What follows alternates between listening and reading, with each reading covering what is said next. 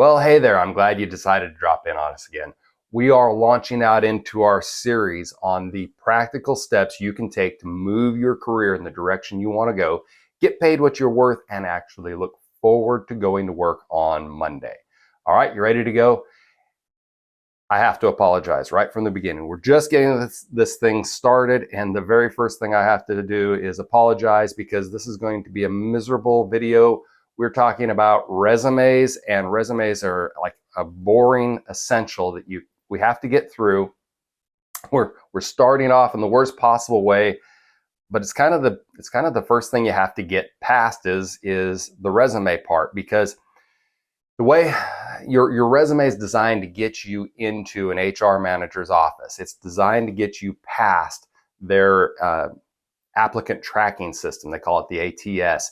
Essentially, it's, if you think of it as a search engine, the way that sets up, if you didn't know this already, when you submit your resume and your application, everything, the HR manager has put in their description of what they're looking for.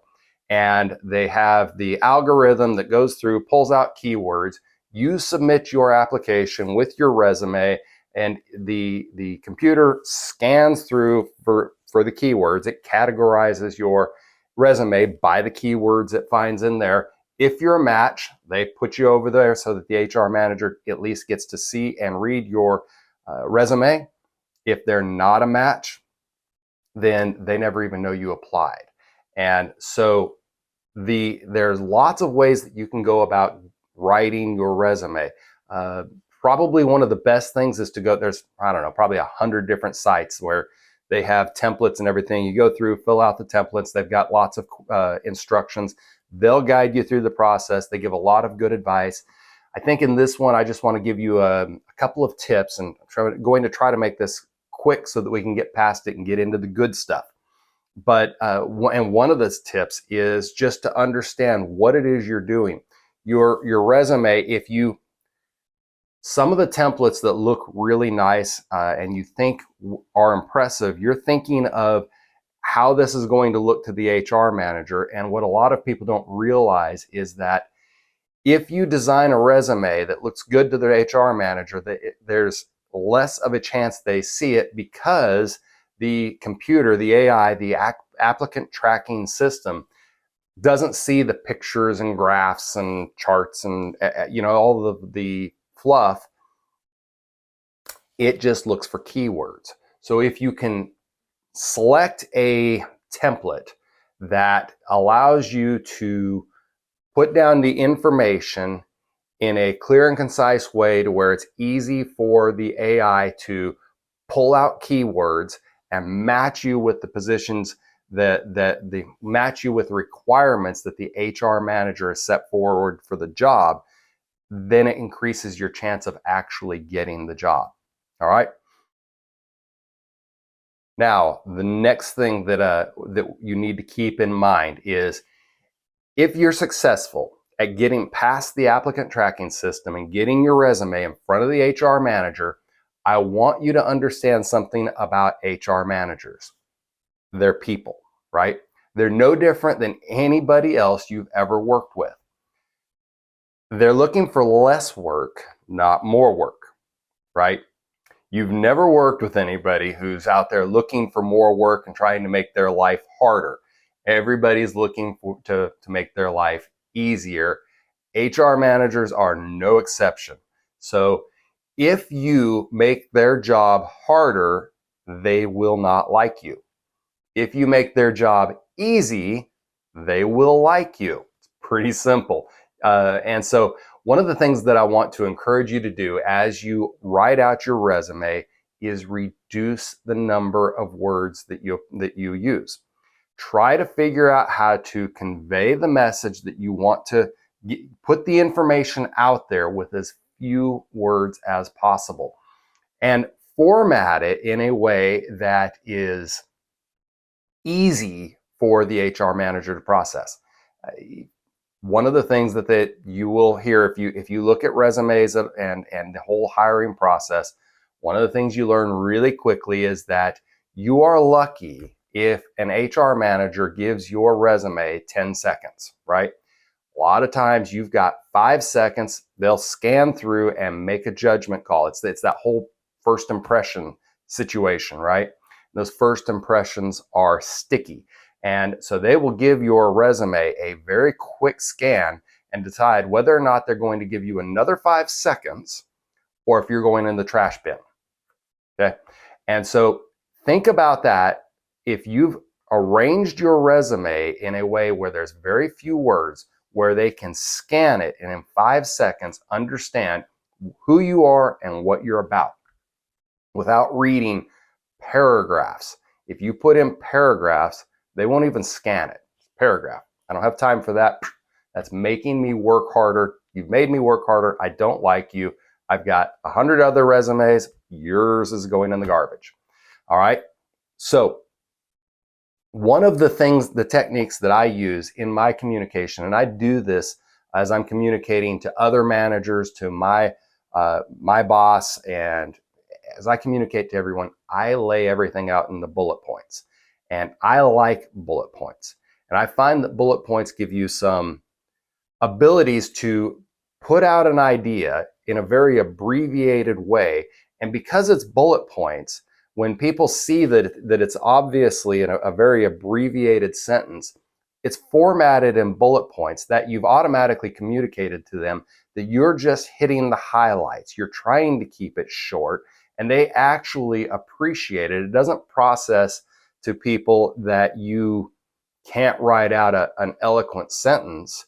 What the format has communicated that you are trying to keep this brief and just hit the high points. The other thing is bullet points give people a natural pause. So they read a bullet point and it's one sentence, maybe 2 sentences at the max. And at the end of that, this is an item. It's a complete thought. They process that. They index it in their brain, move to the next one. And so it makes it more memorable. It also makes it easy for them to scan through, and just the way our brains work, they categorize this thing. They have a better understanding of the idea you've tried to convey by the time they get through your bullet points. And actually, I find that I haven't found anybody who doesn't appreciate having information organized for them so that they can process it, get the knowledge that they need to get, and as less time and the least amount of work possible. So I encourage you to use bullet points. Another thing that you want to think about is giving fact-based information, not opinions. We all have our opinions. We all know about opinions. They're not worth anything, right? So you want to say statements of fact. So you don't want to say that you're, a hard worker, a strong work ethic. That's your opinion about yourself. Of course you think those things about yourself. I have not missed a day in the last 5 years. Now if that's true, don't lie on your resume, but if it's true, if it's a statement of fact, now you've given them real information about a background that says something about you. You've established what your work ethic is by giving them fact-based information. So as you proofread your resume, if you are giving an opinion, then stop and think about how you can illustrate and make a statement of fact that gives them genuine information, and then from that information they can extrapolate out what your opinion of yourself, so that they arrive at the same opinion you have. You have an opinion. I have a strong work ethic. They look at your fact-based statement and they come up with the same. Hey, they've got a strong work ethic. Now you are agreeing, but they're not agreeing with your opinion. You've led them into that. It's tools of persuasion. We're going to do a whole series on persuasion as we get into the future, but this is an easy way to get them to agree with you and think about you the same way you think about you. You kind of backdoor into this mutual opinion so that they end up liking you. Now, the information that they need in order to decide whether or not you're the right candidate for the job, but they really have 3 questions. What can you do? What have you done recently? And how in the world is that going to help them fill their position? Remember, if you can help them, humans are human. We all care about ourselves. You look out for number one, HR managers, you know who they're looking out for? It's not you. They're looking out for themselves. As we said, they're just trying to make their life easy. They're just trying to get through their day. Most of them are as miserable as everyone else. So they need to be here getting some good career training, career coaching, so that they can look forward to work on Mondays. Because I assure you, most of them do not look forward to working on Mondays. They're just trying to get through the day, make their life easy, answer their questions, what they need to know. What can you do? What have you done recently? And how in the heck is that going to help them fill the position so that they can go home, right? Now, that isn't everything you need to know about resumes. Those are some ways of thinking about your resume as you write it out. Like I said, I would encourage you to go to one of the websites that will give you a template and guide you through this. There's a lot of information out there. The thing is, this is the entry point. You really need to have a resume. So as you start moving up in higher and higher positions, better jobs, the resume is going to be essential to getting you getting you into the door. And as we move through this, we're going to talk about once you're in the door, once you are face to face with that HR manager, what keys of persuasion, what techniques and tools can you bring in so that you are successful and get the best job that you can get. All right. I will see you in the next video.